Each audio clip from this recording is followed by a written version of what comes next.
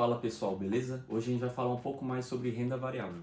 Para quem assistiu o vídeo da semana passada já viu alguma coisa sobre isso, porque a gente deu uma pincelada no que é renda variável. E quem viu também sabe que renda variável é tudo aquilo que não é renda fixa. Quando a gente fala em renda variável, o investimento mais comum são as ações, ou pelo menos o mais conhecido, né?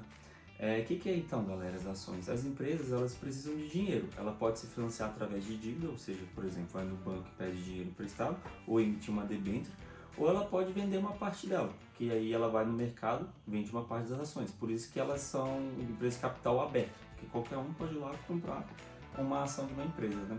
E aí a gente tem basicamente dois tipos, uma ação ON e as ações PN. ON é ordinária e PN é preferencial.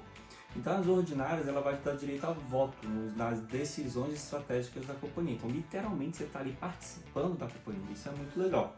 E as preferenciais, como o próprio nome diz, a preferência de quê? De receber os lucros. A empresa ela vai ter a atividade operacional dela e vai sobrar o lucro. Ela pode ou não distribuir esse lucro para os acionistas. Mas caso ela decida distribuir, os preferenciais vai receber primeiro. Além das ações que o Paulinho acabou de falar, a gente tem também dentro da renda variável os fundos de investimento. Tá? Para deixar bem simples, os fundos são um lugar onde várias pessoas vão colocar um pouquinho de dinheiro e vai ter um gestor lá que vai coordenar e que vai aplicar o dinheiro dessas pessoas, tá? E muitas vezes quando você coloca o dinheiro no fundo, você não sabe exatamente no que o gestor está aplicando. Você não sabe que empresas que ele está comprando, que tipo de ativos que ele está investindo. Só que você fica resguardado, vamos dizer assim, porque todos os fundos têm uma política de investimento. Essa política de investimento é o que fala no que o gestor pode ou não pode investir, dependendo da categoria do fundo. Tem os fundos de ações. O que são os fundos de ações? Eles vão investir a maior parte do seu capital em ações. Quanto? 67% no mínimo. Isso vai garantir que o fundo realmente é de ação. E assim, isso é uma vantagem ótima para quem não gosta de ficar analisando empresas todo dia. Tem gente que não tem esse tato, não tem essa paciência ou não tem tempo. Então você pode fazer o quê? Quero participar do mercado de ações, mas não quero ficar analisando empresa. Você pode, você vai investir no fundo, o gestor vai fazer esse trabalho para você. Além do fundo de ações, a gente tem outras categorias de fundo, entre elas o fundo cambial. O fundo cambial, como o próprio nome diz, o gestor tem que investir em câmbio, tá? Então, pelo menos 80% dos recursos do fundo tem que estar aplicados em moeda estrangeira. Esse fundo aí serve principalmente para quem quer se proteger da desvalorização do real. Né? Aqui no Brasil a gente sabe que o real não é muito estável frente a outras moedas no mundo. Então se você quer ter uma proteção contra isso, você pode colocar o dinheiro lá no fundo cambial de dólar, por exemplo, e se o dólar subir, o fundo vai subir junto. E aí você está protegido. Pessoal, a gente tem um fundo de previdência privada. Isso é uma alternativa interessante, tá? Presta atenção agora, porque você não quer depender só da aposentadoria do governo federal. Não me parece uma boa, né? Então, se você quiser ter uma aposentadoria decente, você tem que ter um investimento ali em fundo de previdência. E ele tem um incentivo fiscal. O governo sabe também, ele quer te incentivar a ter uma aposentadoria melhor. E como que ele faz isso? Ele não vai te dar dinheiro, mas ele pode reduzir o que ele te cobra. Então, ele reduz os impostos nesses tipos de fundo. E aí, esses fundos têm liberdade para comprar ações, títulos públicos, eles podem ser mais ou menos arriscados. Isso aí você que vai escolher na hora de assinar a sua previdência, vai falar o seu perfil de risco. Cortar alguma coisa. Fala, fundo imobiliário, aplica em modo diversificação, paga todo mês isento. Acabou. Assim? Demorou. Galera, presta atenção. Provavelmente você já ouviu falar numa coisa chamada fundo imobiliário, tá? Os fundos imobiliários estão muito famosos aí ultimamente porque eles distribuem basicamente toda a renda deles em forma de dividendos, que até hoje, na data que a gente está gravando esse vídeo, ainda são isentos de imposto de renda, então a galera gosta bastante. Os fundos imobiliários eles têm a vantagem também que eles trazem a diversificação para você. Se você tiver 200 mil reais e quiser comprar um apartamento para alugar, se você não conseguir alugar esse apartamento, você não vai receber nada.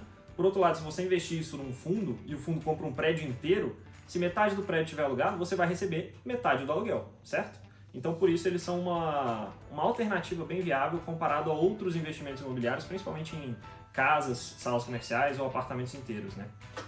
Exatamente, e você não tem problema com o inquilino, como você citou, e paga todo mês vai receber como se fosse um aluguel, é maravilhoso isso. A gente tem os ETFs também. O que são os ETFs? A palavra vem do inglês e significa fundo negociado em bolsa.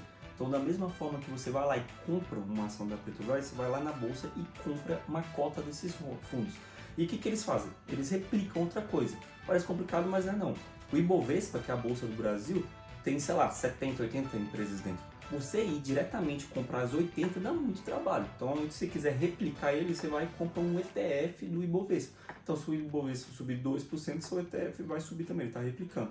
Tem isso para crédito privado, por exemplo. Você quer comprar várias empresas de crédito, você pode comprar uma cota de um ETF desse também. E tem para vários outros tipos, agora eu não lembro. Mas tem vários ETFs, tem o S&P, né? Tem, com certeza. Tem ETFs de... Não, tu queria seguir assim? Eu achei que dava pra salvar. Não, vamos falar de novo. Tá. Mas esse tem ETF de crédito privado? Tem juro 11. Só. E tem ETF para tudo. Tem ETF, por exemplo, da Bolsa Norte-Americana. Essa já é uma estratégia interessantíssima, porque você comprar ação no exterior, imagina ter que comprar 300, 400, 500 empresas do exterior. Você não precisa. Você vai e compra um ETF que vai replicar o S&P 500. E muito legal disso daí também que você está exposto ao dólar ao mesmo tempo. Então, além de você diversificar nas empresas, você vai estar diversificando na moeda também. Continuando falando aqui dos ativos de renda variável, a gente tem também um fundo que parece confuso, tá? Mas eu juro que não é. Os fundos de renda fixa, eles são de renda fixa, como o próprio nome fala, só que eles muitas vezes se comportam como ativos de renda variável. Pode acontecer de você investir num fundo de renda fixa e depois de, sei lá, 1 mês, 2 meses, você vai lá conferir como que está a performance dele e ele cair. Aí você fala, poxa, mas não é renda fixa, ele não devia estar subindo? Mais ou menos. É porque acontece que todos esses fundos eles têm a marcação a mercado. Marcação a mercado é uma coisa um pouquinho mais complexa, a gente vai deixar para explicar num outro vídeo, tá? Porque vai demorar um pouquinho. Mas, basicamente, vocês precisam saber que todos os fundos de renda fixa que não são fundos DI, que não estão atrelados à Selic, né, ou ao CDI, eles podem sofrer marcação a mercado e por isso eles se comportam como se fossem ativos de renda variável. Marcação a mercado, galera. Marca no mercado. Então, esses fundos, às vezes, você vai ter que vender lá para o mercado na hora e a galera vai querer pagar mais barato, entendeu? Então, depende do preço que o mercado vai pagar. Mas para você que está investindo em renda fixa, fica tranquilo. Renda fixa é fixa, não é renda variável.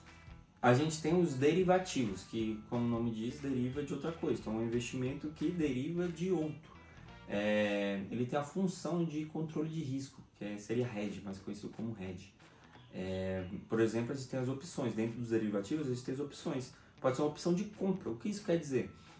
Vamos supor que o preço da ação da Petrobras esteja 34 hoje no mercado e você quer comprar uma opção dela 38 daqui a um ano. O que quer dizer na prática? Não importa o preço da ação, ela pode cair ou subir daqui a um ano. Você tem a opção de comprar ela por 38, é um contrato que você fez. Então a ação pode subir e, lindo, é o melhor dos cenários, porque a ação subiu muito, passou dos 38, mas você pode comprar ela por 38. Ou a ação pode cair e aí é um cenário já não muito favorável, você pode perder dinheiro. Mas o hedge, o controle, a proteção vem daí. Você está protegido naquele valor, R$38, você já tem garantido aquele valor. Perfeito. E além das opções, a gente tem também um instrumento que é muito conhecido dentro do mercado dos derivativos, que é o contrato futuro. Todos os derivativos eles vão ter a função de hedge, tá? De proteção ao risco. O futuro ele funciona da seguinte forma. Vamos dizer que eu vou viajar para os Estados Unidos daqui a 6 meses. E hoje, se o dólar está a R$5, eu quero garantir que eu não vou ter que pagar mais para comprar dólares para minha viagem. Eu posso fechar um contrato futuro, com vencimento de 6 meses, e travar o dólar a R$5. Então eu vou falar, daqui a 6 meses eu vou vir aqui, vou comprar tantos dólares e vou pagar R$5. Isso vai te garantir que se o dólar subir para 5,20, por exemplo, você vai chegar lá e você vai receber uma compensação por esses 20 centavos que ele está a mais, e aí você vai poder comprar o dólar a 5,20 no mercado, pagando, na verdade, os 5 que você travou, entendeu? Então, esses instrumentos são muito interessantes para quem tem que fazer esse controle de risco, tá? Para empresas que vendem ativos em dólar, por exemplo, minério, soja, eles precisam se proteger aí dessas variações cambiais ou desses problemas, às vezes, de uma queda muito brusca no preço da ação. Tá? Mas são ativos extremamente voláteis e eu não recomendo muito você ficar mexendo se você não tem muita experiência no mercado, tá? Continuando, a gente tem também os investimentos alternativos. Como a gente falou no vídeo passado, uma categoria que coloca onde não tem mais onde colocar aquele tanto de investimento, que existem muitos, né? Então, por exemplo, as commodities, né? As commodities são investimento alternativo, são produtos de baixo valor agregado, que são aqueles ativos negociados no mercado internacional. Por exemplo, petróleo, soja, boi gordo, são commodities. Além das commodities, a gente tem dentro dos alternativos também criptoativos, tá? Não só Bitcoin, não só as criptomoedas, mas criptoativos. Isso envolve, sim, as criptomoedas, mas envolve também NFTs, tá? Talvez vocês lembrem, na época da pandemia ficou muito famoso aquelas figurinhas do macaco, que a galera tava pagando milhões de dólares para ter. Aquilo lá é uma NFT, tá? Mas é claro, não é só para aquilo. A NFT serve para muitas outras coisas. Todos esses criptoativos entram dentro do guarda-chuva dos alternativos. Nos alternativos tem uma infinidade de opções. A gente até comentou no vídeo passado, por exemplo, um carro de coleção pode ser um investimento alternativo, uma bebida que se valoriza com o tempo, obras de arte, né? Então tudo isso se encaixa ali dentro do alternativo. Claro que a gente está falando de coisas muito específicas, ou seja, o mercado oscila. É difícil você ter uma ideia de preço disso, né? O preço é o quanto o outro quer pagar. Por isso é extremamente arriscado. Normalmente a galera que está nesse mercado ou faz por hobby ou entende muito do que está fazendo. Então não é para estar falando aqui, opa, agora virou um investidor de alternativo. Não recomendo. É melhor não mexer com isso não, tá, pessoal? É bem arriscado mesmo. Se o mercado estiver passando por um momento meio instável ali, se o humor do mercado não estiver muito legal, esses ativos podem valer quase nada, tá? Não adianta você comprar uma obra de arte e tentar vender, se ninguém quiser comprar, ela não vale nada. Então toma muito cuidado com isso, beleza? Para dar um resumão, a renda variável envolve tudo aquilo cujo valor é baseado em oferta e demanda. Não que na renda fixa não seja, tá? É também. Mas acontece que aqui, todo dia tem uma pessoa que quer pagar X, outra pessoa que quer vender por Y. Quando esses valores se juntam, aí acontece o negócio. Na renda variável, tudo é assim. Por isso que o valor oscila todos os dias. E pode oscilar muito dependendo da coisa, tá? Então tem que tomar cuidado quando vai investir na renda variável. Tem que seguir os princípios da diversificação que a gente já falou. E tem que aprender sobre o mercado financeiro para você conseguir investir com consciência. Exatamente. Isso que o Carneiro falou é muito interessante. Quando você vai comprar uma ação, você pode olhar lá, por exemplo, o booking de ofertas.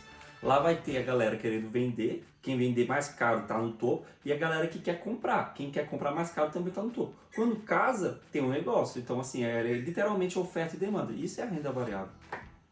Então, se você gostou desse vídeo aqui, não esquece, deixa um like aqui pra gente, se inscreve no canal para ficar ligado nos próximos vídeos que vão vir por aí, e a gente se vê semana que vem. Valeu, pessoal. Um abraço. Até mais. Valeu. Cuidado com o alternativo, hein?